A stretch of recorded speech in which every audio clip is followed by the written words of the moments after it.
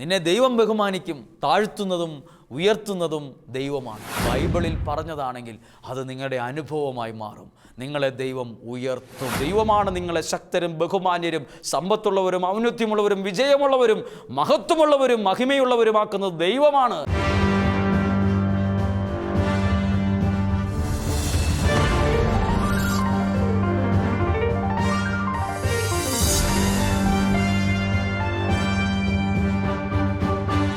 ഈശോയിൽ ഏറ്റവും പ്രിയപ്പെട്ടവരെ, വിമല പാതയിലെന്ന ഈ അനുഗ്രഹീത ശുശ്രൂഷയുടെ വിമല ഹൃദയ പ്രതിഷ്ഠയ്ക്ക് നമ്മളെ തന്നെ ഒരുക്കുന്ന ശുശ്രൂഷയുടെ 20ാമത്തെ ദിവസമാണ് ഇന്ന്. 19 ദിവസമായി നമ്മൾ ഓരോ നിയോഗത്തിൽ പ്രാർത്ഥിച്ചു വരികയായിരുന്നു. ഏകദേശം പകുതി ഭാഗത്തോളം കഴിഞ്ഞ് അനുഗ്രഹത്തിൻ്റെ മറ്റൊരു തലത്തിലേക്ക് നമ്മളെ ദൈവം വളർത്തിക്കൊണ്ട് കൂട്ടിക്കൊണ്ടിരിക്കുകയാണ്. ദൈവകൃപയിലെ ശുശ്രൂഷയും ഈ വചനങ്ങളും നിങ്ങൾക്ക് സന്തോഷമായി അനുഗ്രഹമായി മാറുന്നു എന്ന് ഞങ്ങൾ വിശ്വസിക്കുന്നു. ദൈവം എല്ലാവരെയും നിങ്ങളായിരിക്കുന്ന സ്ഥലങ്ങളിൽ സന്തോഷത്തോടെ ആയിരിക്കട്ടെ. ദൈവം നിങ്ങളെ സമൃദ്ധമായി അനുഗ്രഹിക്കുന്നു. പത്രോശ്ലീഹയുടെ ആ വാക്ക് പറയുകയാണ്, ദൈവത്തിൻ്റെ കൃപയും സമാധാനവും സമൃദ്ധമായി നിങ്ങളോടുകൂടെ ഉണ്ടായിരിക്കട്ടെ എന്ന് പ്രാർത്ഥിച്ചുകൊണ്ട് 20ാമത്തെ ദിവസം പ്രാർത്ഥനയോടെ പ്രവേശിക്കുകയാണ്. ഒരു നിമിഷം ഒന്ന് പ്രാർത്ഥിക്കുക. എന്ത് കാര്യവും പ്രാർത്ഥിച്ചുകൊണ്ട് ആരംഭിക്കണമെന്നാണ് പറയുന്നത്. സങ്കീർത്തനം 100-ാം അധ്യായത്തിൽ പറയുന്നുണ്ട്, കൃതജ്ഞതാ ഗീതത്തോടെ അവിടുത്തെ അങ്കണത്തിൽ പ്രവേശിക്കുവിൻ. ചുമ്മാ കയറി വരരുത്. കൃതജ്ഞതാ നിർഭരമായ പ്രാർത്ഥനകൾ കൊണ്ട് വേണം ആ വാതിൽ കടന്നു വരാൻ. ചാടിക്കയറി ചുമ്മാ വരരുത് എന്നാണ് അതിൻ്റെ അർത്ഥം. അതുകൊണ്ട് വചനത്തിൻ്റെ കവാടങ്ങൾ തുറന്ന് നമ്മൾ അകത്തേക്ക് കയറുന്നത് ശരിക്കും പ്രാർത്ഥനയോടെ ആയിരിക്കണം, നന്ദി നിറഞ്ഞ ഹൃദയത്തോടെ ആയിരിക്കണം, പാട്ടുകൾ പാടിക്കൊണ്ടായിരിക്കണം, ദൈവത്തെ മഹത്വപ്പെടുത്തിക്കൊണ്ടായിരിക്കണം. ഈ ശുശ്രൂഷയുടെ നിയോഗം മറക്കരുത്. നമ്മളെ തന്നെ പരിശുദ്ധമ്മയുടെ വിമല ഹൃദയത്തിന് പ്രതിഷ്ഠിക്കുകയാണ്. ഇതിനുവേണ്ടി ധാരാളം ആളുകൾ പരിശ്രമിക്കുന്നുണ്ട്. ഇതിനുവേണ്ടി ഒത്തിരി പേരുടെ പരിശ്രമമുണ്ട്, അധ്വാനമുണ്ട്. അതെല്ലാം കഴിഞ്ഞാണ് നിങ്ങളുടെ അടുത്തേക്ക് ഈ ശുശ്രൂഷയായി ഇത് വരുന്നത്. അപ്പോൾ നിങ്ങളെല്ലാവർക്കും വേണ്ടി പ്രാർത്ഥിക്കുക. ഞങ്ങളും നിങ്ങൾക്കെല്ലാവർക്കും വേണ്ടി പ്രാർത്ഥിക്കുന്നു. ശാലോം ടെലിവിഷന് വേണ്ടി നിങ്ങൾ പ്രാർത്ഥിക്കുക. ഈ മിനിസ്ട്രിക്ക് വേണ്ടി നിങ്ങൾ പ്രാർത്ഥിക്കുക. ആ ശാലോം കുടുംബത്തോട് ചേർന്ന് നിൽക്കുന്ന ഓരോ വ്യക്തികൾക്ക് വേണ്ടി, നിയോഗങ്ങൾക്ക് വേണ്ടി പ്രാർത്ഥിക്കുക. കാരണം ഈ ഒരു ശുശ്രൂഷയിലൂടെ അനേകം കുടുംബങ്ങളാണ്, അനേകം വ്യക്തികളാണ് ദൈവത്തെ അറിയുന്നത്. ഇങ്ങനെയൊരു മാധ്യമം, ഇങ്ങനെയൊരു മീഡിയ നമുക്കില്ലായിരുന്നെങ്കിൽ നമ്മളായിരിക്കുന്ന സ്ഥലത്ത് ഈ വചനം എത്തുമായിരുന്നോ? നമുക്ക് ഈ ഒരു ശുശ്രൂഷ ദൈവമല്ലേ ഒരുക്കി തന്നത്? നമുക്കതുകൊണ്ട് പ്രാർത്ഥനയോടെ ആയിരിക്കാം. നമ്മൾ ഈ 20ാമത്തെ ദിവസം വളരെ ചിന്തിക്കേണ്ട ഒരു വാക്ക് നിങ്ങളുടെ ശ്രദ്ധയിൽ കൊണ്ടുവരികയാണ്. അതായത് ആ വാക്യം ഇങ്ങനെയാണ്, നമ്മെ ഉയർത്തുന്ന ഒരു ദൈവമുണ്ട്. പരിശുദ്ധമ്മ പറഞ്ഞില്ലേ, എളിയ ദാസിയെ അവിടുന്ന് ഉയർത്തിയെന്ന്. ഈ എളിയ ദാസിയെ ഉയർത്തുന്നൊരു ദൈവമുണ്ട്. നമ്മെ ഉയർത്തുന്ന ഒരു ദൈവം, ഉയർത്തുന്ന ദൈവം, നമ്മെ വളർത്തി ഉയർത്തുന്നൊരു ദൈവമുണ്ട്. ചിലപ്പോൾ കഴിഞ്ഞ പ്രാവശ്യത്തെ ക്ലാസ്സിനോട് ചിലപ്പോൾ ബന്ധം തോന്നാം, പക്ഷേ ആ രീതിയിൽ ഒരുമിച്ചല്ല, നമ്മൾ വ്യത്യസ്തമായി കാണുകയാണ്. 1 സാമുവേലിൻ്റെ പുസ്തകം 2-ാം അധ്യായം 8-9 വാക്യങ്ങൾ ശ്രദ്ധിച്ച് പ്രാർത്ഥനയോടെ കേൾക്കുകയാണ്. ഒരിക്കൽ കൂടി ആവർത്തിക്കുകയാണ്. ബൈബിൾ കൊണ്ടുവരിക, തുറന്നു വയ്ക്കുക, ഒരു ഡയറിയും കൊണ്ടുവരിക, 20ാമത്തെ ദിവസം എഴുതുക, കേൾക്കുന്ന വചനം കുറിച്ചു വയ്ക്കുക. മറക്കാതിരിക്കാൻ ക്ലാസ്സുകൾക്ക് ശേഷം ഈ TV ഓഫ് ചെയ്തതിന് ശേഷവും നിങ്ങൾ ഈ വചനങ്ങൾ കുറച്ച് പ്രാവശ്യം ആവർത്തിക്കുക. രാവിലെ ആയിരിക്കാം, ഉച്ചയ്ക്കായിരിക്കാം, വൈകുന്നേരമായിരിക്കാം ഈ ക്ലാസ് നിങ്ങൾ ദൈവവചനത്തിലൂടെ ശ്രദ്ധിക്കുന്നത്. സമയമേതുമാകട്ടെ, ഇത് നിങ്ങൾക്ക് വേണ്ടിയുള്ള ഒരു വചനമാണ്. ഈ വചനം ശ്രദ്ധിക്കുന്നു. 1 സാമുവേൽ 2-ാം അധ്യായം 7-8 വാക്യങ്ങൾ. ദരിദ്രനും ധനികനുമാക്കുന്നത് കർത്താവാണ്. ഒരു വാക്ക് ശ്രദ്ധിച്ചോ? ദരിദ്രനും ധനികനുമാക്കുന്നത് കർത്താവാണ്. അടുത്തത്, താഴ്ത്തുന്നതും ഉയർത്തുന്നതും അവിടുന്ന് തന്നെ. ഇതാണ് ദൈവത്തിൻ്റെ വചനം. ഇതെല്ലാവരും അറിഞ്ഞിരിക്കണം. നമ്മൾ അനേകം ആളുകൾ അറിഞ്ഞിരിക്കുന്നത്, ഞാനങ്ങ് എന്തോ ആയാൽ, ഞാൻ ഇങ്ങനെയൊക്കെ ചെയ്താൽ, ഇതൊക്കെ പറയുമ്പോൾ അധ്വാനിക്കേണ്ടെന്നോ ജോലി ചെയ്യണ്ടെന്നോ പണം സൂക്ഷിക്കേണ്ടെന്നോ ഇതൊന്നുമല്ല അതിൻ്റെ അർത്ഥം കേട്ടോ. ഇതാണ് അതിൻ്റെ തത്വം. ഇതാണ് ദരിദ്രനും ധനികനുമാക്കുന്നത് കർത്താവാണ്. താഴ്ത്തുന്നതും ഉയർത്തുന്നതും അവിടുന്ന് തന്നെ. 8-ാമത്തെ വാക്യം ശ്രദ്ധിക്കുക. ദരിദ്രനെ അവിടുന്ന് ധൂളിയിൽ നിന്ന് ഉയർത്തുന്നു. ധൂളി എന്ന മലയാള വാക്കിൻ്റെ അർത്ഥം പൊടി എന്നാണ്. ദരിദ്രൻ, പൊടിയിൽ കിടക്കുന്നവൻ, പൊട്ടിപ്പൊളിഞ്ഞു പോയവൻ. ദരിദ്രനെ അവിടുന്ന് ധൂളിയിൽ നിന്ന് ഉയർത്തുന്നു. ആരുയർത്തുന്നു? പ്രവാചകനാണോ ഉയർത്തുന്നത്? നാട്ടുകാരാണോ ഉയർത്തുന്നത്? ഒപ്പം പഠിച്ച സഹപാഠിയാണോ ഉയർത്തുന്നത്? അല്ല, ദൈവം ഉയർത്തുന്നു. ദൈവവചനത്തിലൂടെ ദൈവത്തിൻ്റെ വചനം ശ്രദ്ധിക്കുന്ന പ്രിയപ്പെട്ടവരെ, ദൈവമാണ് നിങ്ങളെ ഉയർത്തുന്നത്. ധൂളിയിൽ നിന്ന് ഉയർത്തുന്നൊരു ദൈവമുണ്ട്. ധൂളി എന്ന് പറഞ്ഞാൽ പൊടി. ചിലർ അങ്ങനെയാണ്, അങ്ങ് തകർന്ന് തകർന്ന് തകർന്ന് തകർന്ന് ധൂളി പൊടിയോളം എത്തി. ബൈബിൾ പറയുന്നു, എന്നാലും വിഷമിക്കണ്ട, ധൂളിയിൽ നിന്ന്, ഈ പൊടിയിൽ നിന്ന് ദൈവം നിന്നെ ഉയർത്തും. ധൂളിയിൽ നിന്ന് ഉയർത്തുന്നു. എന്നിട്ടോ അഗതിയെ, ആരുമില്ലാത്തവനെ. അഗതി എന്ന് പറഞ്ഞാൽ എന്താ? ആരുമില്ലാത്തവൻ, ഉറ്റവരും ഉടയവരുമില്ലാത്തവർ, ആരുമില്ലാത്ത അഗതിയെ കളഞ്ഞിട്ട് പോകുമോ? ഇല്ല. കുപ്പയിൽ നിന്ന് സമുദ്ധരിക്കുന്നു. ഇപ്പോൾ കുപ്പയെന്ന് പറഞ്ഞാൽ നമ്മുടെ ആർക്കും വേണ്ടാത്ത സാധനങ്ങൾ വലിച്ചെറിയുന്ന ആ കുപ്പയിലേക്ക് എറിഞ്ഞേക്കാൻ പറയല്ലേ. അഗതിയെ കുപ്പയിൽ നിന്ന്, ആർക്കും വേണ്ടാത്ത തള്ളിക്കളഞ്ഞതിനെ കുപ്പയിൽ നിന്ന് എടുത്ത് ഉയർത്തി സമുദ്ധരിക്കുന്നു. ഇത്രേ എഴുതിയിട്ട് അങ്ങ് തീരുവല്ല കേട്ടോ. ആ വാക്യത്തിന് കുറച്ചുകൂടെ ഭാഗങ്ങളുണ്ട്. അത് ശ്രദ്ധിച്ചേ. ഇങ്ങനെ എഴുതിയിരിക്കുന്നത് അങ്ങനെ. എങ്ങനെ? അങ്ങനെ എന്നെഴുതിയാൽ തിരിച്ചു ചോദിക്കേണ്ട ഒരു ചോദ്യം, എങ്ങനെയെന്ന്. ദരിദ്രനെ അവിടുന്ന് ധൂളിയിൽ നിന്നും അഗതിയെ കുപ്പയിൽ നിന്നും സമുദ്ധരിക്കും. അങ്ങനെ ദൈവം ഉയർത്തും. അങ്ങനെ അവരെ പ്രഭുക്കന്മാരോടൊപ്പം ഇരുത്തി ഉന്നത സ്ഥാനത്തിന് അവകാശിയാക്കി മാറ്റും. ഇതാണ് ദൈവത്തിൻ്റെ ഒരു പ്രത്യേകത. ഈ 33 ദിവസത്തെ വിമലഹൃദയ പ്രതിഷ്ഠയ്ക്കൊരുങ്ങുമ്പോൾ ഈ വചനം നിങ്ങളെ സഹായിക്കും. ഈ വചനം നിങ്ങളെ ഉയർത്തും. ഈ വചനം നിങ്ങളെ പ്രോത്സാഹിപ്പിക്കും. ഈ വചനം നിങ്ങൾക്ക് പ്രചോദനമായി മാറും. നോക്കൂ, ആ വചനം എഴുതിയിരിക്കുന്നത് എത്ര മനോഹരമായിട്ടാണ്. ദരിദ്രനും ധനികനുമാക്കുന്നത് കർത്താവാണ്. താഴ്ത്തുന്നതും ഉയർത്തുന്നതും അവിടുന്ന് തന്നെ.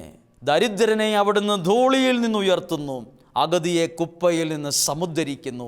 അങ്ങനെയോ പ്രഭുക്കന്മാരോടൊപ്പം ഇരുത്തി ഉന്നത സ്ഥാനങ്ങൾക്ക് നിന്നെ, നിൻ്റെ കുടുംബത്തെ ദൈവം അവകാശിയാക്കി മാറ്റും. സത്യമാകട്ടോ ഇത് സത്യമാണ്. ഇതെന്നും യാഥാർത്ഥ്യമാണ്. എത്രയോ കുടുംബങ്ങളെ നമുക്കറിയാം. കന്നുകാലിക്കൂട് പോലത്തെ വീട്, മുകളിൽ ടാർപ്പാ ഷീറ്റ്, സൈഡ് മറച്ചിരിക്കുന്നത് ടാർപ്പാ ഷീറ്റ്, പ്ലാസ്റ്റിക്കിൻ്റെ ഷീറ്റ്. ഒരു ടോയ്ലറ്റ് പോലും ഭംഗിയുള്ളതില്ല. കന്നാലിക്കൂടിനേക്കാൾ കഷ്ടമുള്ള ഒരു വീട്. ആളുകൾ ചോദിക്കുന്നു, എങ്ങനെ നിങ്ങളതിനകത്ത് താമസിക്കുന്നു? ആ വീട്ടിൽ സന്ധ്യയാകുമ്പോൾ അടുത്തൂടെ റോട്ടിലൂടെ പോകുന്നവർ കേൾക്കുമായിരുന്നു പ്രാർത്ഥനയുടെ സ്വരം. അന്ന് വലിയ വീടുകളിൽ നിന്ന് പ്രാർത്ഥനയുടെ സ്വരമല്ല, TV-യുടെ സ്വരമാണ് ഉയർന്നിരുന്നത്. അവിടെ ഉണ്ടായിരുന്ന അന്നത്തെ പല വീടുകളിൽ നിന്ന് TV-യുടെ സ്വരം, പാട്ടുകളുടെ സ്വരം, അല്ലെങ്കിൽ അതിനകത്ത് ഏതെങ്കിലും ചലച്ചിത്രം അവർ കാണുന്നതിൻ്റെ അതിൻ്റെ ആ ഒരു ശബ്ദം അവരുടെ വീടുകളിൽ നിന്ന് മുഴങ്ങുമ്പോൾ ഈ പച്ച ഷീറ്റ് കെട്ടിയ പ്ലാസ്റ്റിക് ഷീറ്റ് കെട്ടിയ വീടിനകത്തുനിന്ന് പ്രാർത്ഥന കേൾക്കുമ്പോൾ ചിലരൊക്കെ കളിയാക്കും. എന്തിനാ ഇവർ ഇതിനകത്തിരുന്ന് പ്രാർത്ഥിച്ചിട്ടും അവർക്കുള്ളത് പ്ലാസ്റ്റിക്കിൻ്റെ വീടാണ്. ആ വീട്ടിലെ മക്കൾ പഠിക്കുവാൻ മിടുക്കരായിരുന്നു. അതിൽ മൂത്തയാൾ പഠിച്ചു. അങ്ങനെ പഠിച്ച് ജർമ്മനിക്ക് പോകുവാൻ, യൂറോപ്യൻ രാജ്യമായ ജർമ്മനിക്ക് പോകുവാൻ ഒരു ഭാഗ്യം ലഭിച്ചു.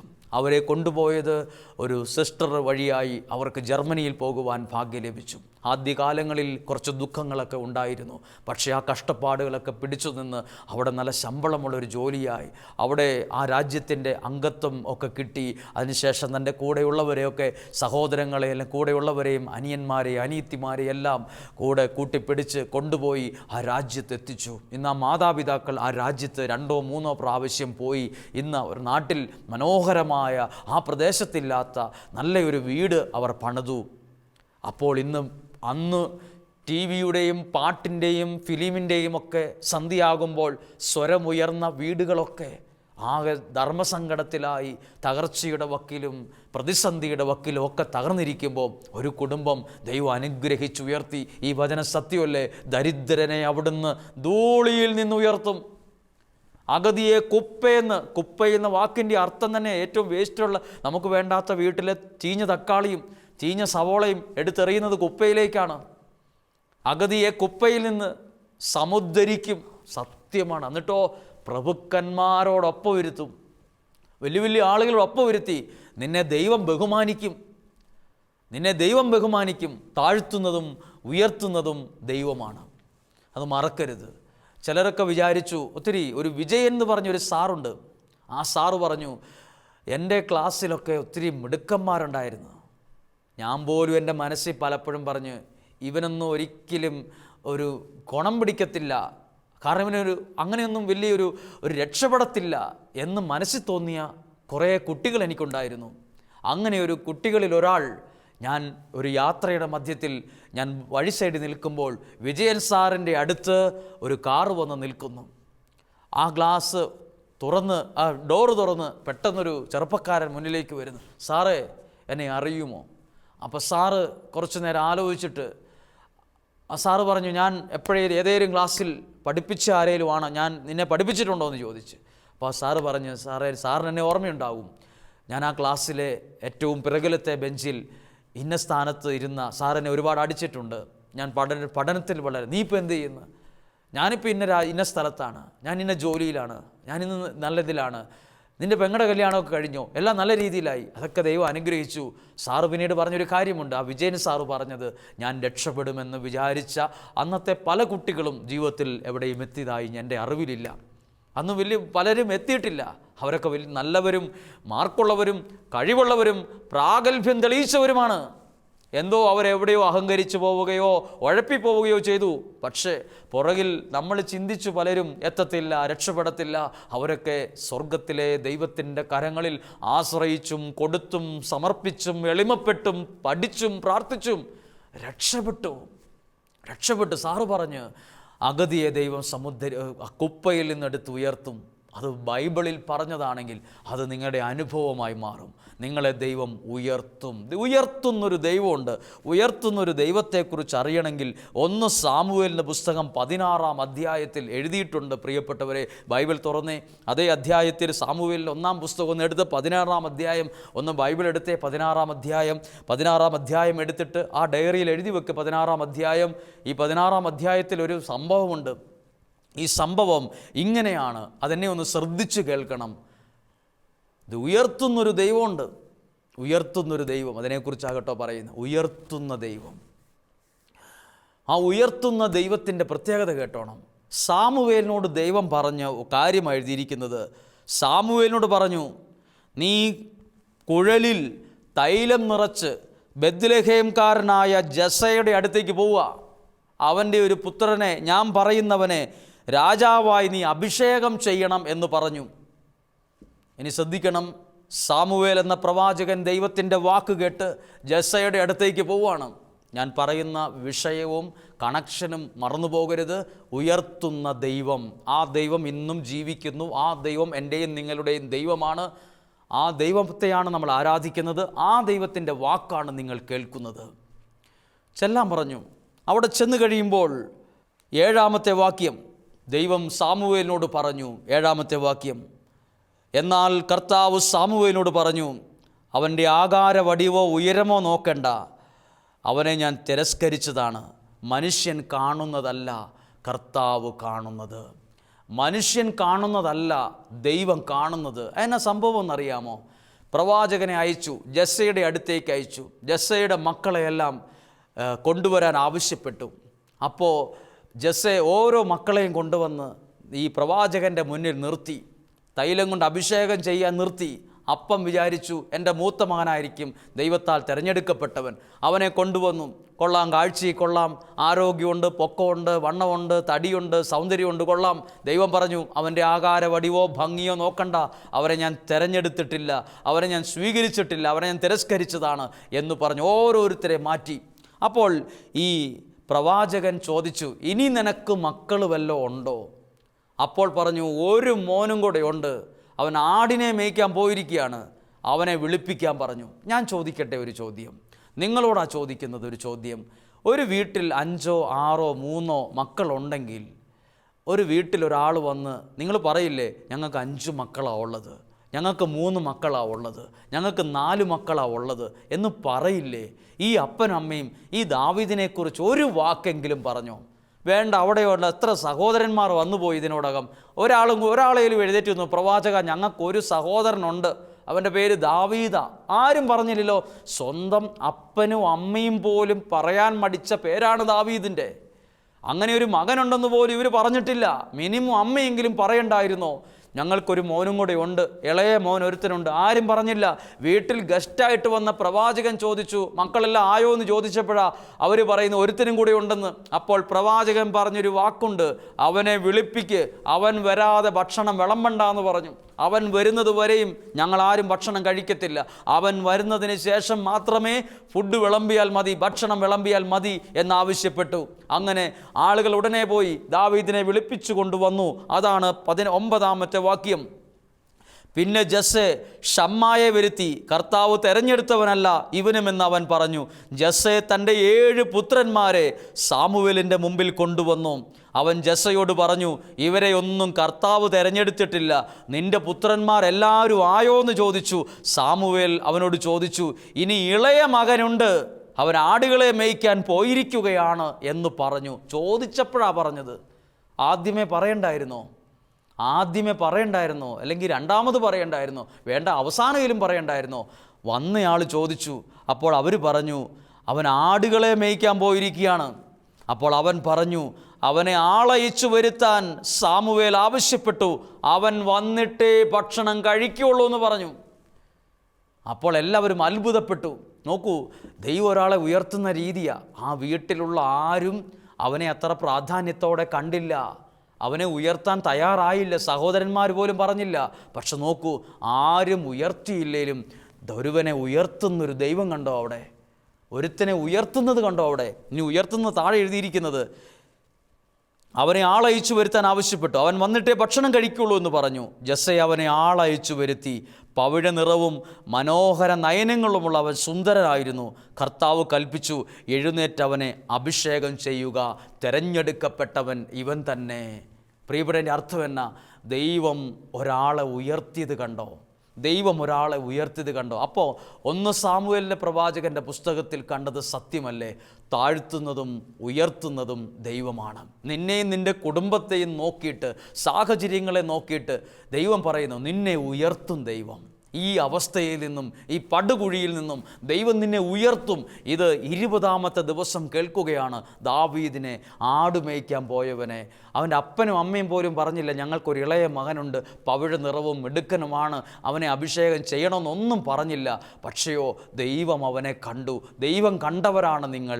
ദൈവം കണ്ട നിങ്ങൾ ജീവിതത്തിൽ താഴ്ചയല്ല ഉണ്ടാവുന്നത്, ഉയർച്ച തന്നെ നിങ്ങൾ പ്രാപിക്കും. നിങ്ങളുടെ ജീവിതത്തിൽ മാറ്റങ്ങളുണ്ടാകും. ഈ വിമല ഹൃദയ പ്രതിഷ്ഠയുടെ 33 ദിവസം കടന്നു പോകുമ്പോൾ ദാവീദിനുണ്ടായ ആ ഒരു ദൈവീകമായ എക്സ്പീരിയൻസ്, അനുഭവം നിങ്ങളുടെ ജീവിതത്തിലുണ്ടാകും.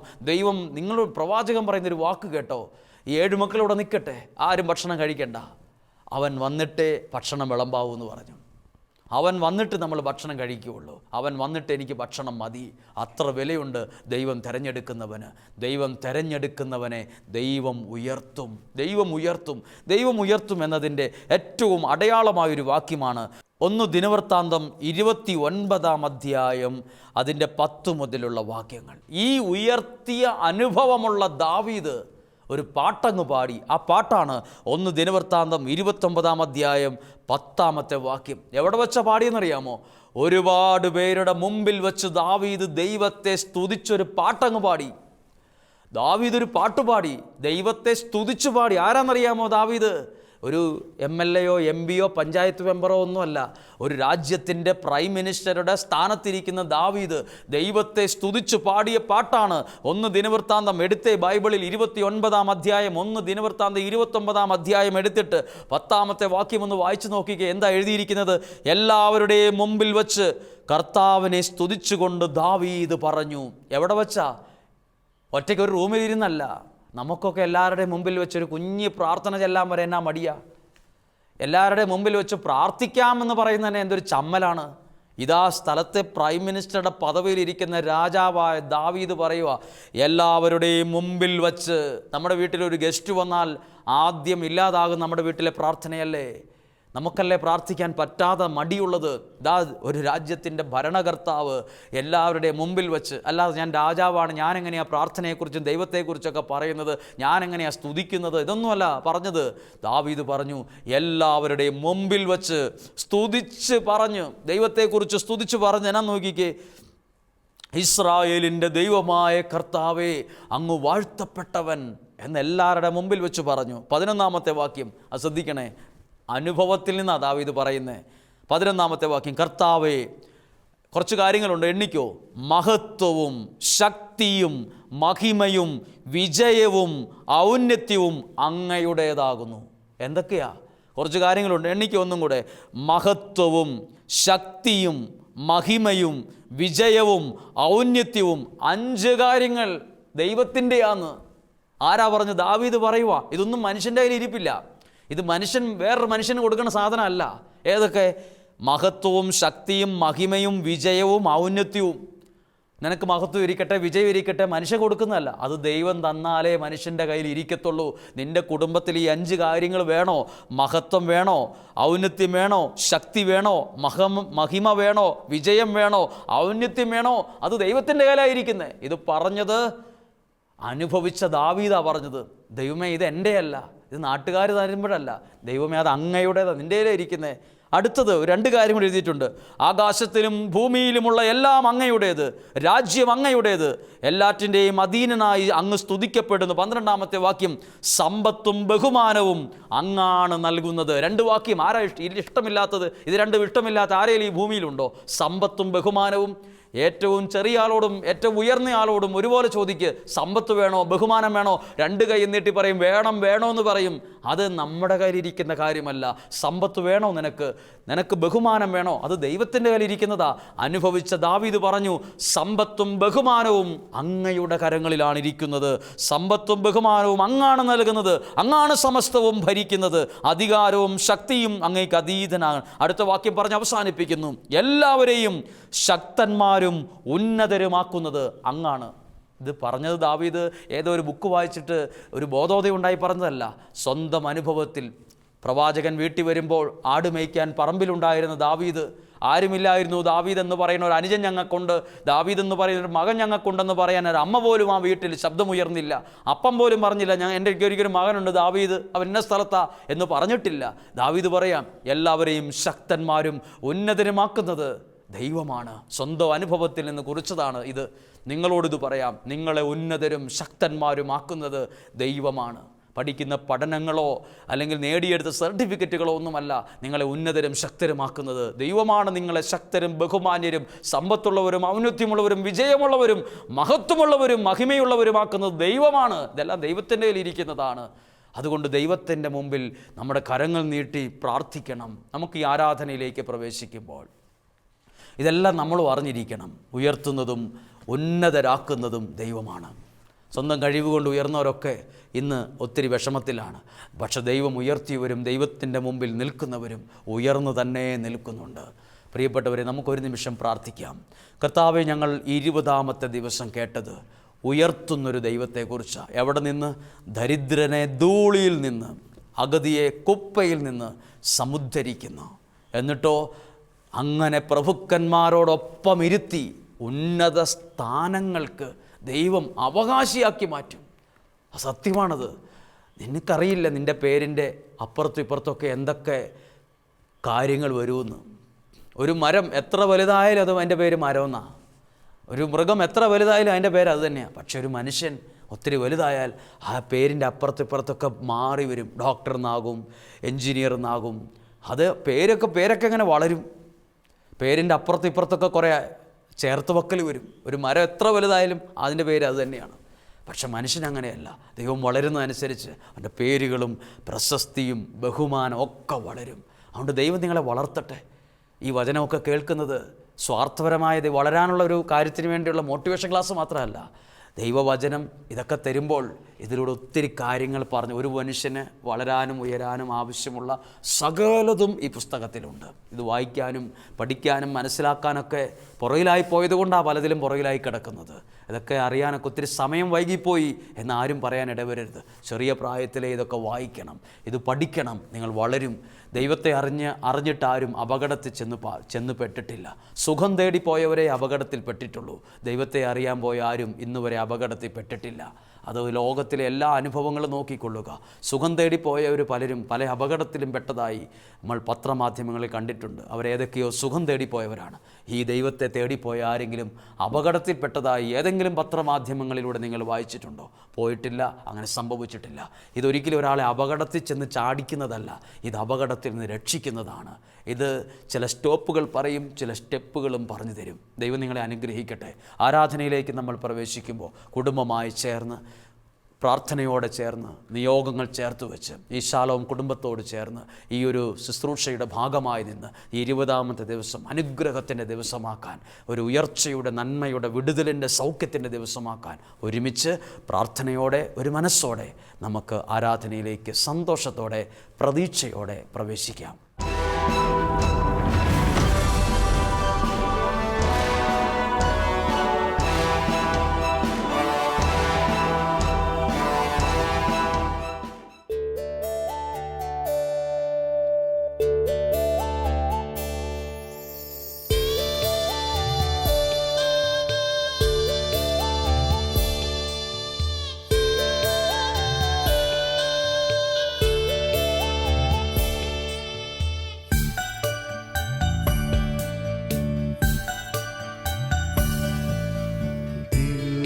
കാരുണ്യമേ ആരാധ്യനേ, കരുണാർദ്ര സ്നേഹമേ ആശ്വാസമേ, താതനും പുത്രനും പാവനാത്മാവിനും എന്നെന്നും ആരാധന. ഓ, എന്നെന്നും ആരാധന. ദിവ്യകാരുണ്യമേ ആരാധ്യനേ, കരുണാർദ്ര സ്നേഹമേ ആശ്വാസമേ, താതനും പുത്രനും പാവനാത്മാവിനും എന്നെന്നും ആരാധന. ഓ, എന്നെന്നും ആരാധന. ഒരുമിച്ച് പാടാം. ആരാധന, ആരാധന, യേശുവേ ആരാധന. ആരാധന, ആരാധന, യേശുവേ ആരാധന.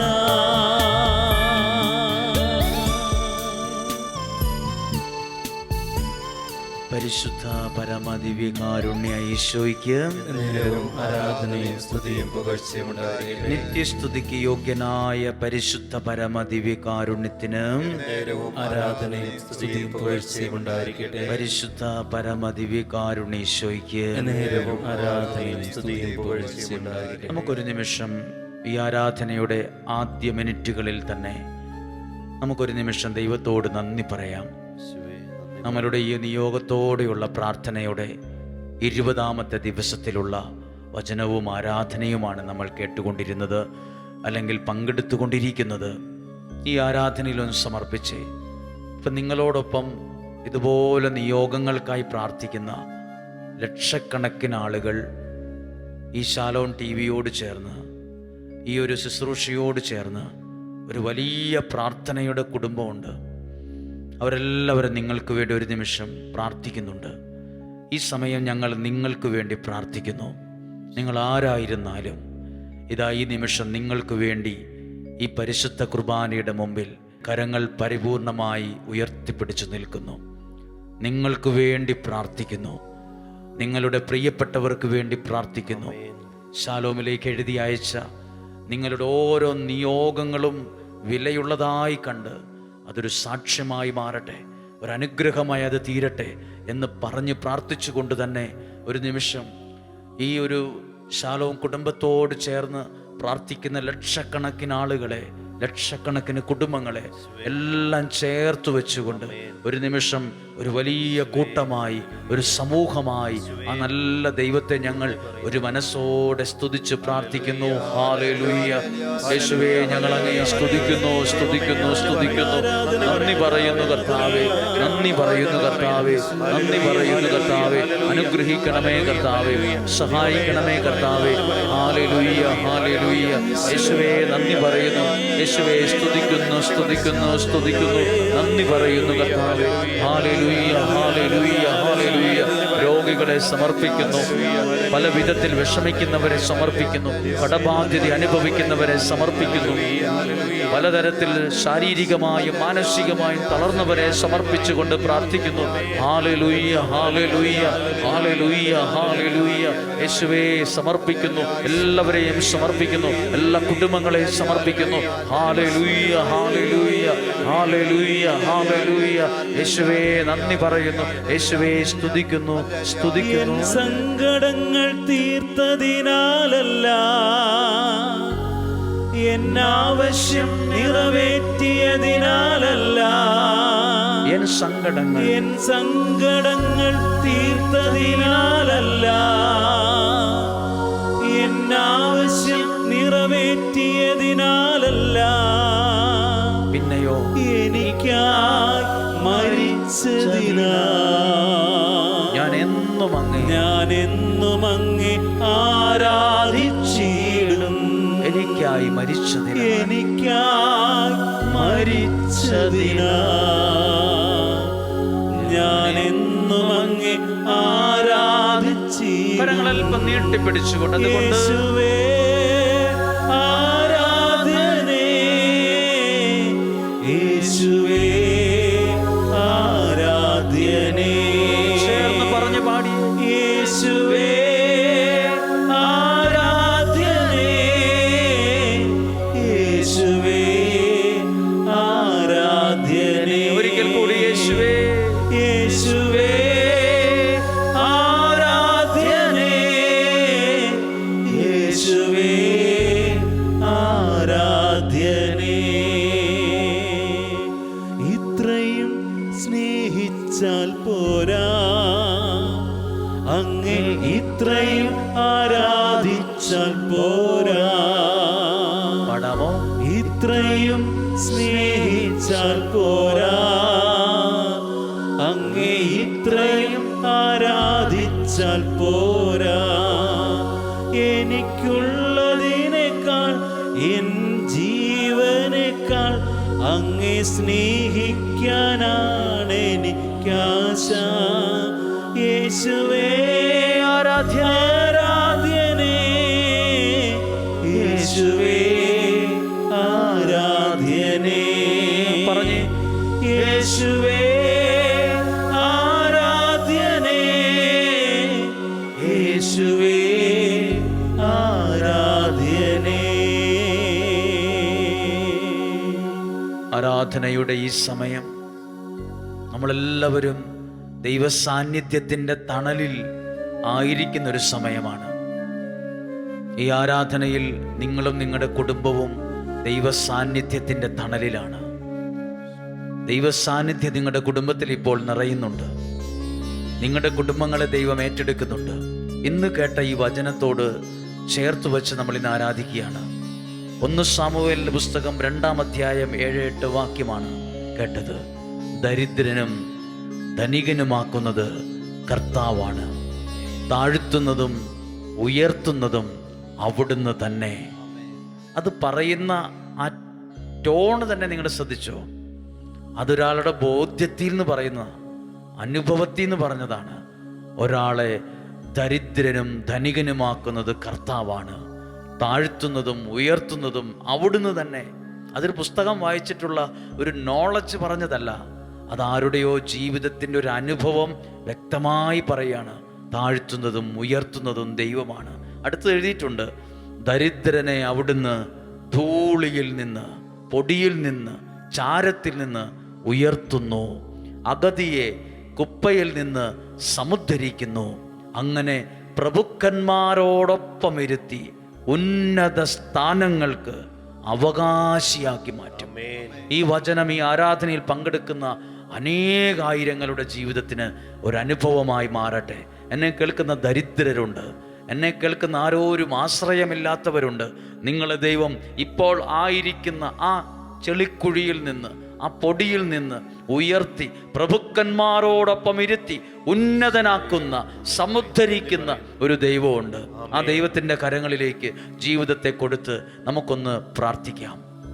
കണ്ണുകളെ ഒന്ന് അടച്ച് ഒന്ന് പ്രാർത്ഥിച്ച്. ദരിദ്രനും ധനികനുമാക്കുന്നത് കർത്താവാണ്. മനസ്സിലതൊന്ന് ഏറ്റുചൊല്ലിക്കേ. സാധിക്കുമെങ്കിൽ അല്പം സ്വരത്തിൽ അത് പറഞ്ഞേ.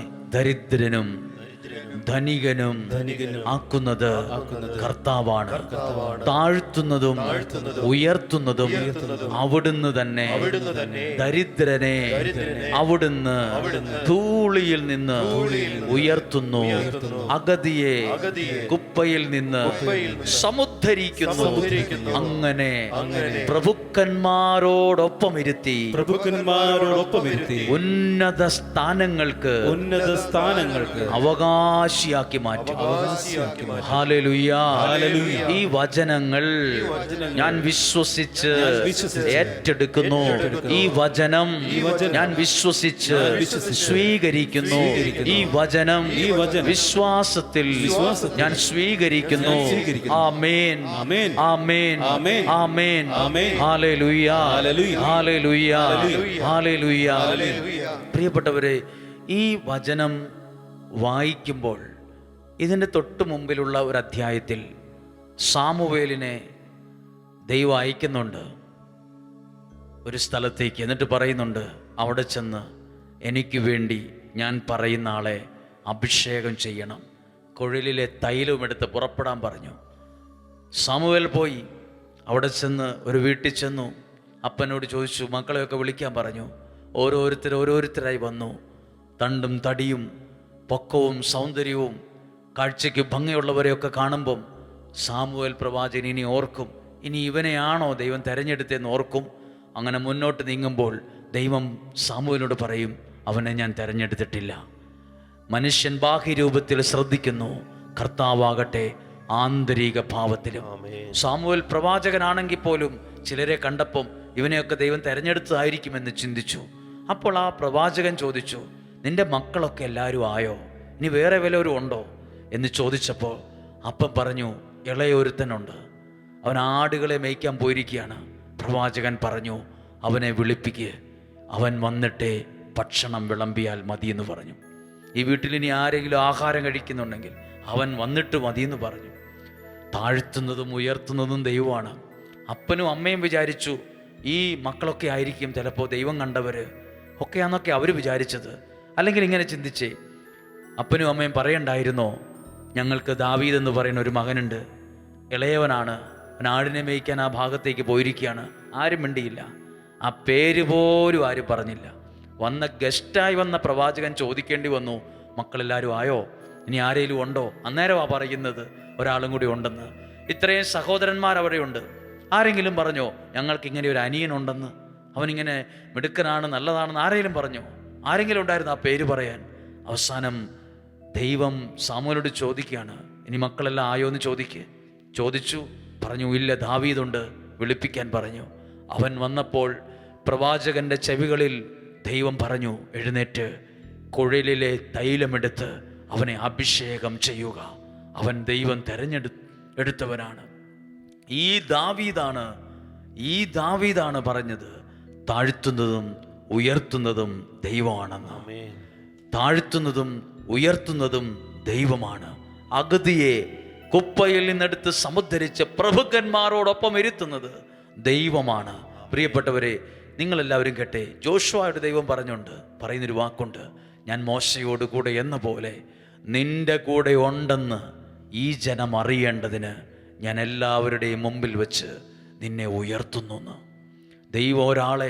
ദൈവമാണ് നിന്നെ ഉയർത്തുന്നത്.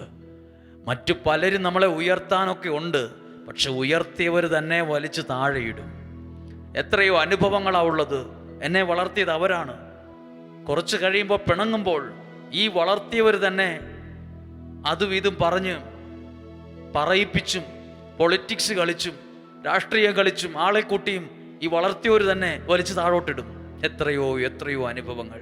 എന്നാൽ ദൈവം വളർത്തും, പിന്നെ വലിച്ചു താഴെയിടാനല്ല, ദൈവം വളർത്തും, ആ വളർച്ചയിൽ നിലനിർത്തും. ആമേൻ. നമുക്കൊരു നിമിഷം പ്രാർത്ഥിക്കണ്ടേ? നിങ്ങളുടെ കുടുംബത്തെ വളർത്തുന്ന ഒരു ദൈവമുണ്ട്, നിങ്ങളുടെ വിദ്യാഭ്യാസത്തെ വളർത്തുന്ന ദൈവമുണ്ട്, നിങ്ങളുടെ ബിസിനസ്സിനെ വളർത്തുന്ന ഒരു ദൈവമുണ്ട്, നിങ്ങളുടെ കുടുംബ ജീവിതത്തെ വളർത്തുന്ന ദൈവമുണ്ട്, ഉയർത്തുന്ന ദൈവമുണ്ട്, അനുഗ്രഹിക്കുന്ന ദൈവമുണ്ട്. വിശ്വസിക്കുന്നെങ്കിൽ കരങ്ങളൊന്ന് നീട്ടിപ്പിടിച്ച് ഒരിക്കൽ കൂടി ഒന്ന് പ്രാർത്ഥിക്കാൻ പോവുകയാണ്. ദാവീദ് പറഞ്ഞു, വളർത്തുന്നതും ഉയർത്തുന്നതും ദൈവമാണ്. പ്രിയപ്പെട്ടവരെ ശ്രദ്ധിച്ചേ, ദാവീദ് ആ വീട്ടിലൊന്നും അല്ലാത്ത ആളായിരുന്നു. പക്ഷേ എല്ലാവരെക്കാളും അവിടെ ഒരു വാക്യമുണ്ട്, ആ ബൈബിൾ വായിക്കുമ്പോൾ അറിയാം. എനിക്ക് സമയക്കുറവുള്ളതുകൊണ്ട് എടുത്ത് ഞാൻ വായിക്കുന്നില്ലെങ്കിലും ദാവീദ് സാമുവേൽ പ്രവാചകൻ എന്നാ ചെയ്യുന്നറിയോ? എല്ലാവരുടെയും മുമ്പിൽ വെച്ച്, അപ്പൻ്റെയും അമ്മയുടെയും തൻ്റെ ശ്രേഷ്ഠ സഹോദരന്മാരുടെയും മുമ്പിൽ വെച്ച് കുഴലിലെ തൈലമെടുത്ത് അവൻ്റെ ശിരസിൽ ഒഴിച്ച് അവനെ അഭിഷേകം ചെയ്ത് എല്ലാവരുടെ മുമ്പിലും ഉയർത്തി. ഈ ദാവീദാ പറയുന്നത് ഉയർത്തുന്നത് ദൈവമാണെന്ന്. അത് ഹൃദയത്തിലെ ബോധ്യമാ ദാവീദ് പറഞ്ഞത്. എന്നെ ഉയർത്തുന്നത് ദൈവമാണ്. ദൈവം ഉയർത്തിയാലേ അതൊരനുഗ്രഹമാകുള്ളൂ. മനുഷ്യൻ ഉയർത്തിയാൽ പിന്നെ കണക്ക് പറയും. അവർ പറയും, ഞങ്ങളാ അവനെ ഉയർത്തിയത്, ഞങ്ങളാ വളർത്തിയത്, ഞങ്ങളാ അവനെ അങ്ങനെ ആക്കിയത്. മനുഷ്യൻ കണക്ക് പറയും. കണക്ക് പറയാത്തൊരാൾ ബൈബിളിലുണ്ട്. അതെൻ്റെ യേശുവാണ്, എൻ്റെ ദൈവമാണ്. കരങ്ങൾ നീട്ടിപ്പിടിച്ച് ആ ഉയർത്തുന്ന ദൈവത്തിൻ്റെ കരങ്ങളിലേക്ക് ജീവിതത്തെ കൊടുത്ത്, സ്വപ്നങ്ങളെ കൊടുത്ത്, പ്രതീക്ഷകളെ കൊടുത്ത്, ആഗ്രഹങ്ങളെ കൊടുത്ത്, എഴുതി സമർപ്പിക്കുന്ന നിയോഗങ്ങളെ കൊടുത്ത്, പ്രാർത്ഥന ആവശ്യങ്ങളെ കൊടുത്ത്, സകലതും സമർപ്പിച്ചുകൊണ്ട് വിളിച്ചു പറ, ഉയർത്തുന്നത് ദൈവമാണ്, അനുഗ്രഹിക്കുന്നത് ദൈവമാണ്, സഹായിക്കുന്നത് ദൈവമാണ്. ആ ഒരു ബോധ്യത്തോടെ എല്ലാവരും സ്തുതിക്കുന്നു, സ്തുതിക്കുന്നു. Hallelujah, hallelujah. കർത്താവേ, അങ്ങയെ ഞങ്ങൾ മഹത്വപ്പെടുത്തുന്നു, അങ്ങയെ ഞങ്ങൾ ആരാധിക്കുന്നു, അങ്ങയെ ഞങ്ങൾ സ്നേഹിക്കുന്നു. ഉയർത്തുന്നത് ദൈവമാണ്, വളർത്തുന്നത് ദൈവമാണ്. Hallelujah, hallelujah. അഗതിയെ കുപ്പയിൽ നിന്നെടുത്ത് പ്രഭുക്കന്മാരോടൊപ്പം ഇരുത്തി ഉന്നതമായ സ്ഥാനങ്ങൾക്ക് അവകാശിയാക്കുന്ന ദൈവം. ഹല്ലേലൂയ, ഹല്ലേലൂയ, ഹല്ലേലൂയ, ഹല്ലേലൂയ. യേശുവേ നന്ദി പറയുന്നു. യേശുവേ എനിക്കായി കരുതുന്നവൻ, ഭാരങ്ങൾ വഹിക്കുന്നവൻ, എനിക്കായി കരുതുന്നവൻ, ഭാരങ്ങൾ വഹിക്കുന്നവൻ, എന്നെ കൈവിടാത്തവൻ, യേശുവൻ കൂടെയുണ്ട്. എന്നെ കൈവിടാത്തവൻ, യേശുവൻ കൂടെയുണ്ട്. പരീക്ഷ എന്റെ ദൈവം അനുവദിച്ച പരിഹാരം എനിക്കായി കരുതിയിട്ടുണ്ട്. പരീക്ഷ എന്റെ ദൈവം അനുവദിച്ച പരിഹാരം എനിക്കായി കരുതിയിട്ടുണ്ട്. എന്തിനെന്ന് ചോദിക്കില്ല ഞാൻ, എന്റെ നന്മയ്ക്കായെന്നറിയുന്നു ഞാൻ. എന്തിനെന്ന് ചോദിക്കില്ല ഞാൻ, എന്റെ നന്മയ്ക്കായെന്നറിയുന്നു ഞാൻ. എന്തിനെന്ന് ചോദിക്കില്ല ഞാൻ, എന്റെ നന്മയ്ക്കാണെന്നറിയുന്നു ഞാൻ. ഉയർത്തുന്നൊരു ദൈവം, വളർത്തുന്നൊരു ദൈവം എനിക്ക് നിങ്ങൾക്കുമുണ്ട്. സുവിശേഷത്തിലേക്ക് വരുമ്പോൾ ഒരു കാര്യം ശ്രദ്ധിച്ച് പ്രാർത്ഥിക്കുകയാണ്. ഓശാന ദിവസത്തിൻ്റെ മണിക്കൂറുകൾക്ക് മുമ്പ് യേശു ശിഷ്യന്മാരോട് പറഞ്ഞു, എതിരെ കാണുന്ന ഗ്രാമത്തിൽ ചെല്ലണം, അവിടെ ഒരു കഴുതയെ കെട്ടിയിട്ടുണ്ട്, അഴിച്ചുകൊണ്ട് വരണം. ആരെങ്കിലും ചോദിച്ചാൽ കർത്താവിന് ആവശ്യമുണ്ട്, ഇവയെ കൊണ്ട് ആവശ്യമുണ്ടെന്ന് പറയണം എന്ന് പറഞ്ഞു. നിങ്ങൾ ഓർത്തു, ആ കഴുതയുടെ സ്ഥാനം ഒന്ന് ചിന്തിച്ചേ. ഏതോ ഒരു മരത്തിൻ്റെ ചുവട്ടിൽ കെട്ടിയിട്ട നിന്നൊരു കഴുത, അതിൻ്റെ ചുറ്റും ഇങ്ങനെ ചെളിയിലും ചാണകത്തിലും ഒക്കെ നടന്ന ഒരു മൃഗം. അതൊരിക്കലെങ്കിലും വിചാരിച്ചായിരുന്നോ നാളെ ഒരു സമയത്ത് എനിക്ക് ഇതുപോലൊരു നല്ലൊരു കാലം ഉണ്ടാകുമെന്ന്? ആ കഴുത അവിടുന്ന് ശിഷ്യന്മാർ അഴിച്ച് അവിടെ കൊണ്ടുചെന്ന് യേശു ആ മൃഗത്തിൻ്റെ മുകളിൽ കയറിയിരുന്ന് അപ്പോൾ മുതൽ അവിടെ ഉണ്ടായിരുന്ന ജനം അവരുടെ വസ്ത്രങ്ങൾ നിലത്തു വിരിച്ചു. ചെളിയിൽ നടന്ന ഈ മൃഗം പിന്നീട് പട്ടുമെത്തയിൽ കൂടെ നടക്കുന്നത് പോലെ തുണിയുടെ മുകളിൽ കൂടെ ചവിട്ടി നടന്നു. ഒരിക്കൽ പോലും ആ മൃഗത്തിന്റെ മുമ്പിൽ ആരും ഇങ്ങനെ കരങ്ങൾ വീശുകയോ ഓലകൾ വീശുകയോ ചെയ്തിട്ടില്ല. ഇതാ നിൽക്കുന്ന ജനം മുഴുവൻ ഈ മൃഗത്തിന്റെ മുമ്പിൽ നിന്ന് ഓശാന പാടുന്നു. ആ മൃഗം തനിക്കുള്ള ബുദ്ധിയിൽ എപ്പോഴേലും ചിന്തിച്ചാൽ, ആ മൃഗത്തിനൊരു സംസാര ശക്തി കിട്ടിയാൽ, ആ മൃഗം എന്ത് നമ്മളോട് പറയും? ആ മൃഗം ഒരു സാക്ഷ്യം പറയില്ലേ? ആ മൃഗത്തിനൊരു കഥ പറയാനില്ലേ? ഞാൻ അങ്ങ് ഒരു മരത്തിന്റെ ചുവട്ടിൽ നിന്നൊരു മൃഗമാണ് ഞാൻ. മാസങ്ങളും ദിവസങ്ങളായി അതിൻ്റെ ചുറ്റും നടക്കുക, ഇങ്ങനെ മാത്രമായിരുന്നു എൻ്റെ ജീവിതം. പക്ഷേ ഒരിക്കൽ എന്നെ അവിടുന്ന് ഒരാൾ അഴിച്ചു, എന്നെ ഇവിടെ കൊണ്ടുവന്നു. എൻ്റെ ഗുണം കൊണ്ടല്ല, ഞാൻ വെറും ഒരു കഴുതയാണ്. ഞാൻ സാധാരണ എല്ലാ മൃഗത്തെക്കാൾ താഴെ നിൽക്കുന്ന ബുദ്ധിയില്ലാത്തൊരു മൃഗമാണ് ഞാൻ. പക്ഷെ എൻ്റെ മുകളിൽ, എൻ്റെ ശരീരത്തിൽ ഒരാൾ വന്നപ്പം എൻ്റെ നിലയും വിലയും ഒക്കെ അങ്ങ് മാറി. ഒരാൾ എൻ്റെ ജീവിതത്തിൽ വന്നപ്പം ഞാൻ ഇന്ന് ചെളിക്കൂടെയല്ല നടക്കുന്നത്. ഇനി ഞാൻ നടക്കുമ്പോൾ ഞാൻ നടക്കുന്ന സ്ഥലത്ത് തുണികൾ വിരിച്ചിടാൻ ആളുകൾ പണ്ട് ആട്ടുകയും തുപ്പുകയും ചെയ്യുന്ന കഴുതയെന്ന് പറഞ്ഞ് തള്ളിക്കളഞ്ഞ് ഞാനിപ്പോൾ നടക്കുന്നത് നല്ല മനുഷ്യര് വിളിച്ച മനോഹരമായ വസ്ത്രത്തിന്റെ മുകളിൽ കൂടെയാണ്. ഞാൻ നടന്നു പോകുമ്പോൾ ഇതാ ആളുകൾ കൈവീശി ഓലകൾ കൊണ്ട് ഓശാന പാടുന്നു. എൻ്റെ ഗുണം കൊണ്ടല്ല, എന്നെ ഇങ്ങനെ എത്താൻ കാരണം എൻ്റെ ജീവിതത്തിൽ ഒരാൾ വന്നു, ഒരു ദൈവം എൻ്റെ ജീവിതത്തിൽ വന്ന് കയറി. പ്രിയപ്പെട്ടവരെ, ഈ ആരാധനയുടെ സമയത്ത് യേശു നിന്റെ ജീവിതത്തിൽ വരുമ്പോൾ, നീ കെട്ടിയിട്ട അവസ്ഥയിൽ വട്ടം കറങ്ങാൻ തുടങ്ങിയിട്ട് നാളെ കുറെ ആയില്ലേ? നിന്റെ ജീവിതത്തിൽ ഒരു ദൈവം വരുമ്പോൾ, ഒരു അനുഗ്രഹം വരുമ്പോൾ നിന്റെ സാഹചര്യങ്ങൾ മാറും. നീ ഒരിക്കലും ചിന്തിക്കാത്ത വിധത്തിൽ ദൈവം നിന്നെ ഉയർത്തും. നിന്റെ നടപ്പ് മാറും, രീതി മാറും, ആളുകൾക്ക് നിന്നോടുള്ള സമീപനം പോലും മാറിപ്പോകും, ചരിത്രം മാറും. അങ്ങനെയെങ്കിൽ വിശ്വസിക്കുന്നെങ്കിൽ ജീവിതത്തിലേക്ക് ദൈവത്തെ ഒന്ന് ക്ഷണിക്കുക. ഈ 20ാമത്തെ ദിവസം നിയോഗങ്ങളെല്ലാം ഒന്ന് സമർപ്പിച്ച് ആയിരിക്കുന്ന സ്ഥലത്ത് എഴുന്നേറ്റു നിന്ന് ദൈവത്തിന്റെ സന്നദ്ധിയിൽ പ്രാർത്ഥനയോടെ നിന്ന് ഈ ആരാധന ആശീർവാദം സ്വീകരിക്കാൻ ഒരുങ്ങുന്നതിന് മുമ്പ് നമുക്കൊരു നിമിഷം ഒരിക്കൽ കൂടി ഒന്ന് കരങ്ങൾ ഉയർത്തണം. ചിലപ്പോൾ നമുക്ക് ഈ ആരാധനയൊക്കെ നടത്തുമ്പം എനിക്കും തോന്നാറുണ്ട്, പലർക്കും തോന്നിയിട്ടുമുണ്ട്, ദൈവമേ, ഈ കഴുതയായ ഞാൻ ഇവിടെ നിൽക്കാൻ കാരണം നീ എൻ്റെ ജീവിതത്തിൽ വന്നതുകൊണ്ടാണല്ലോ. അല്ലാത്ത ഈ കഴുതയായ എന്നെ ആര് വിളിക്കാൻ, ആര് നിർത്താൻ? ഇനി ആര് വന്നാൽ ആരെങ്കിലും കാണാൻ വരുമോ? ഇല്ല. പക്ഷെ ജീവിതം, ഒരുപാട് പേരുടെ ജീവിതം ഈ കഴുത പോലെയാണ്. എവിടെയോ കിടന്ന, എവിടെയോ വട്ടം കറങ്ങി ചെളിയിലും ചാണകത്തിലും കിടന്ന ജീവിതങ്ങൾ. പക്ഷെ ഇന്ന് നിലയും വിലയൊക്കെ മാറി. സ്വന്തം കഴിവുകൊണ്ടല്ല, ഇന്നും ജീവിക്കുന്ന ദൈവം കുഞ്ഞെ നിന്റെ ജീവിതത്തിൽ വന്നപ്പോഴാ നിന്റെ ജീവിതം മാറിയത്. നിനക്ക് വിവിധ രാജ്യങ്ങളിൽ എത്താൻ കഴിഞ്ഞു. വീടില്ലാത്ത നിനക്ക് നല്ല വീട് വന്നു. നിന്റെ കുഞ്ഞുങ്ങളുടെ വിവാഹം എങ്ങനെ നടക്കുമെന്ന് ചിന്തിച്ചു, അതൊക്കെ മനോഹരമായി നടന്നു. നിനക്ക് ജീവിതത്തിൽ നീ ഇന്നുവരെ കഴിച്ചിട്ടില്ലാത്ത നല്ല ഭക്ഷണം കഴിച്ചു. ഇന്നുവരെ കിടന്നിട്ടില്ലാത്ത മനോഹരമായ കട്ടിലിൽ നീ കിടന്നു. ഇന്നുവരെ ഒരാളെന്നോട് പറഞ്ഞു, ഒരിക്കലും ഇങ്ങനെ ഒരു കാറ് ഞാൻ മേടിക്കുമെന്ന് ഞാൻ വിചാരിച്ചതല്ല, ഇത്രയും നല്ലൊരു വീട് ഞാൻ പണിയുമെന്ന് ഞാൻ ഒരിക്കലും വിചാരിച്ചിരുന്നതല്ല. ചില വീടുകൾ കാണുമ്പോൾ ഞാൻ ഉള്ളിൽ പറയാറുണ്ടായിരുന്നു, ഇങ്ങനെയൊരു വീട് എനിക്കുണ്ടായിരുന്നെങ്കിൽ, ഇങ്ങനെയൊരു വാഹനം എനിക്കുണ്ടായിരുന്നെങ്കിൽ.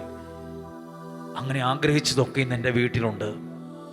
എന്നിട്ട് അയാൾ പറഞ്ഞു, എൻ്റെ കഴിവ് കൊണ്ടല്ല, ഒരു ദൈവം, ഇന്നും ജീവിക്കുന്ന ദൈവം എൻ്റെ ജീവിതത്തിൽ വന്നപ്പോഴാണ് ഈ ഉയർച്ചയുണ്ടായത്. വിശ്വസിക്കുന്നെങ്കിൽ കരങ്ങളെ നീട്ടിപ്പിടിച്ച് ഒരു നിമിഷം ഒന്ന് സ്തുതിച്ച് പ്രാർത്ഥിക്കുക. ഈ 20ാമത്തെ ദിവസം, ഈ വിമല ഹൃദയ പ്രതിഷ്ഠയുടെ 33 ദിവസത്തിന്റെ 20ാമത്തെ ദിവസം യേശു നിന്റെ ജീവിതത്തിൽ വരട്ടെ. യേശു നിന്റെ കുടുംബത്തിൽ വരട്ടെ. യേശു നിന്റെ സാഹചര്യങ്ങളിൽ വരട്ടെ. നിന്റെ നിലയും വിലയും മാറും. നിന്റെ ചരിത്രം തന്നെ മാറിപ്പോകും. നീ വിചാരിക്കാത്ത നിലകളിൽ നിന്റെ ജീവിതത്തെ ദൈവം മാറ്റും. ഒന്ന് കരങ്ങളെ ഉയർത്തി, സ്വരമുയർത്തി സ്തുതിച്ച് പ്രാർത്ഥിക്കുന്നു. Hallelujah, hallelujah. ആ യേശുവേ, നന്ദി പറയുന്നു. എൻ്റെ ജീവിതത്തിലേക്ക് അങ്ങ് വരണമേ, എൻ്റെ ജീവിതത്തിലേക്ക് അങ്ങ് വരണമേ, എൻ്റെ ജീവിതത്തിലേക്ക് അങ്ങ് വരണമേ, എൻ്റെ സാഹചര്യങ്ങളിലേക്ക് വരണമേ, എന്നെ അങ്ങ് ഏറ്റെടുക്കണമേ. നൽകണമേ എന്ന് ഞങ്ങൾ പ്രാർത്ഥിക്കുന്നു. ഹല്ലേലൂയ, ഹല്ലേലൂയ. യേശുവേ ഞങ്ങൾ സ്തുതിക്കുന്നു, യേശുവേ ഞങ്ങൾ അങ്ങേ ആരാധിക്കുന്നു, യേശുവേ ഞങ്ങൾ അങ്ങേ മഹത്വപ്പെടുത്തുന്നു. ഹല്ലേലൂയ, ഹല്ലേലൂയ. യേശുവേ നന്ദി പറയുന്നു, സ്തുതിക്കുന്നു, സ്തുതിക്കുന്നു, സ്തുതിക്കുന്നു, നന്ദി പറയുന്നു.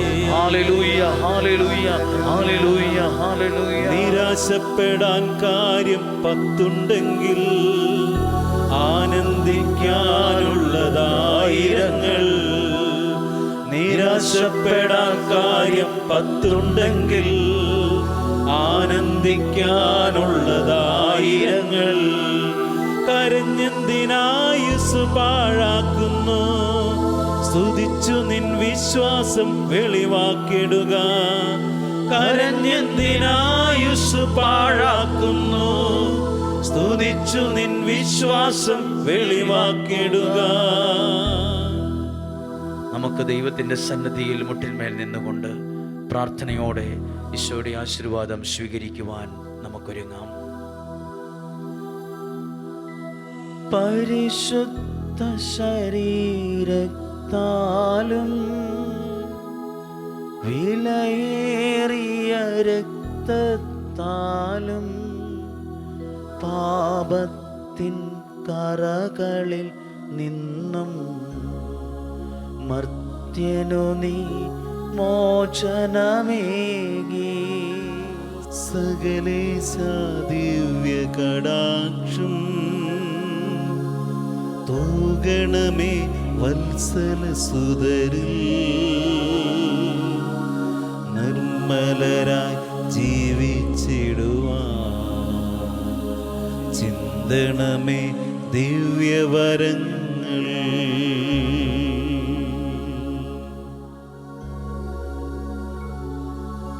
ദൈവമേ നീ പരിശുദ്ധനാകുന്നു. ബലവാനേ നീ പരിശുദ്ധനാകുന്നു. മരണമില്ലാത്തവനേ നീ പരിശുദ്ധനാകുന്നു. ഞങ്ങൾക്കു വേണ്ടി ക്രൂശിക്കപ്പെട്ടവനേ, ഞങ്ങളെ അനുഗ്രഹിക്കണമേ. പരിശുദ്ധ പരമമാ ദിവ്യകാരുണ്യമേ, എന്നുമെന്നും അങ്ങേക്കാരാധന. പരിശുദ്ധ പരമമാ ദിവ്യകാരുണ്യമേ, എന്നുമെന്നും അങ്ങേക്കാരാധന. പരിശുദ്ധ പരമമാ ദിവ്യകാരുണ്യമേ, എന്നുമെന്നും അങ്ങേക്കാരാധന. ഇന്നത്തെ പ്രവൃത്തി. കർത്താവേ, താഴ്ചകളിൽ നിന്ന് ഞങ്ങളെ ഉയർത്തണമേ. ഈ പ്രാർത്ഥന 33 തവണ ആവർത്തിച്ച് ചൊല്ലുക.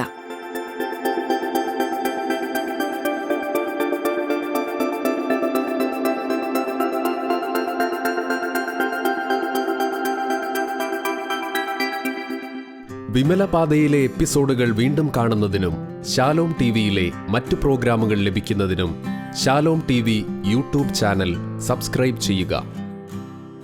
വേദനിക്കുന്നവർക്ക് ആശ്വാസമേകാൻ, തകർന്നവർക്ക് പ്രതീക്ഷയേകാൻ സുവിശേഷ പ്രവർത്തനത്തിൽ പങ്കാളിയാകുവിൻ. ഈ വീഡിയോ നിങ്ങളുടെ പ്രിയപ്പെട്ടവർക്ക് ഷെയർ ചെയ്യുക.